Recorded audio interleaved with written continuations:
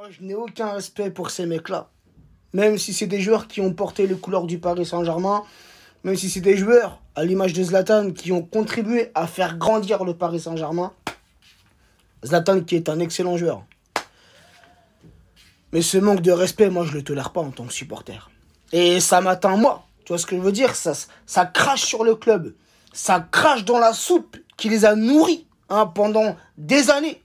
Qui leur a donné une somme faramineuse en tant que salaire. Et là, ça part à l'étranger. Encore Zlatan, tu sais, on connaît le personnage. On est habitué depuis des années, tu vois. Mais Meunier, ce petit trou du cul, là. Quand je vois sa gueule de merde, là, le Meunier, qui ouvre sa gueule maintenant qu'il est à Dortmund. Tu vois, ça me fout le seum. Ouais, club bling bling, depuis sa création. Le mec, il connaît rien à la création du club. Il connaît rien. J'ai pas envie d'être vulgaire. Tu vois, j'ai pas envie d'être... Encore Zlatan, comparé à Meunier, Zlatan, il a les stats qui parlent en sa faveur. Zlatan, comme je l'ai dit, il a contribué à faire grandir le club. Il a apporté sa pierre à l'édifice. Ça, on peut pas lui enlever. Mais ses déclarations sont irrespectueuses. Mais le Meunier, il a apporté quoi, les amis? Meunier nous a apporté quoi? Est-ce que Meunier, lui, a contribué à faire grandir le club? Non. Non.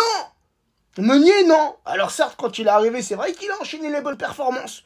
Mais mec, au fil du temps, au fil des années, il s'est complètement perdu. Il est passé aux oubliettes. T'es rien, Meunier. T'es rien. T'es pas un grand joueur. T'es pas un grand joueur. En plus, t'es belge. En plus, pour couronner le tout. Alors, on sait que les Belges sont des gens qui sont remplis de seum. On le sait. Excusez-moi, les Belges, j'ai rien contre vous. Mais Meunier, je peux pas l'encadrer, Meunier. Après, en tant que supporter, les amis, on n'est pas dupes. On vit pas dans le monde des bisounours. On s'en doute bien. Au Paris Saint-Germain, en interne, il y a des problèmes. Dans la gestion du club, dans la gestion des joueurs.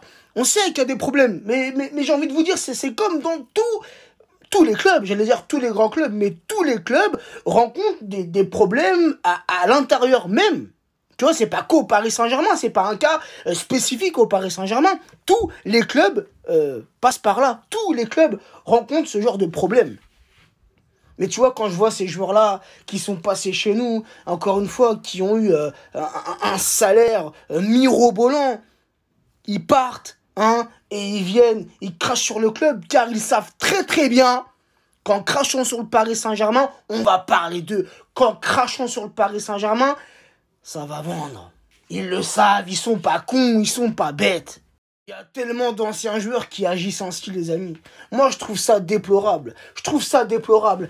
C'est comme si moi, demain, tu vois, là, je suis dans un nouveau taf, et c'est comme si moi, demain, je passais mon temps à casser du sucre sur le dos de mon ancien taf. Ça se fait pas. Alors, je veux bien, c'est pas comparable, le monde dans lequel on vit nous, et le monde dans lequel vivent les footballeurs. Je veux bien, je te l'admets, frérot, c'est pas comparable. Mais, tu vois, ça se fait pas, frérot. C'est un manque de respect, ça se fait pas. Ça se fait pas, même si t'as eu des problèmes avec le club. Même si t'as eu, voilà, des altercations et tout. Non. Silence, tu vois, silence. Et c'est pas les seuls. Je pense à des consultants comme Madar, comme Landreau, qui eux aussi, aiment cracher dans la soupe parisienne. Un club bling bling. Et ce, depuis sa création, ça l'a toujours été. Ça, cette phrase de Meunier, frérot, comme un full seum. Le mec, j'en suis sûr, il ne s'est jamais renseigné, il ne s'est jamais instruit sur la création du Paris Saint-Germain 1970, qui est le club français le plus jeune. Et au passage, le plus titré de France.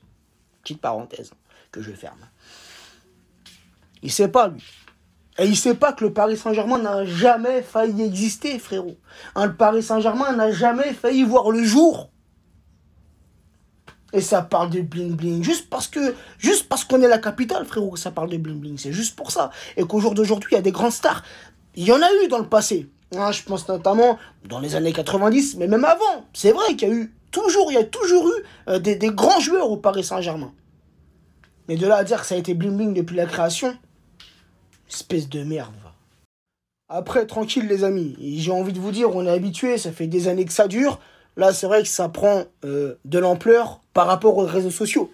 Mais rappelez-vous, à l'époque où il n'y avait pas tant de réseaux sociaux, on s'en mangeait plein la gueule. On s'en mangeait plein la gueule. Ça faisait certes pas le tour du monde, parce qu'encore une fois, il n'y avait pas tous les réseaux qu'il y a maintenant. Mais on est habitué en tant que supporter du Paris Saint-Germain. Et moi, ça m'atteint, frérot, tu vois. Ça m'atteint surtout quand c'est des joueurs qui ont porté nos couleurs. Encore quand c'est des journalistes, je m'en bats un peu les couilles, tu vois. Mais des joueurs qui ont mangé chez nous, tu vois ce que je veux dire? Voilà. Ça m'énerve, ça m'énerve. Mais après, il y a une chose qu'on ne peut pas reprocher à Leonardo, c'est de venir en public comme ça, défendre le Paris Saint-Germain. Il défend le club. Ça, on ne peut pas lui enlever. On peut lui reprocher un tas de choses à Leonardo.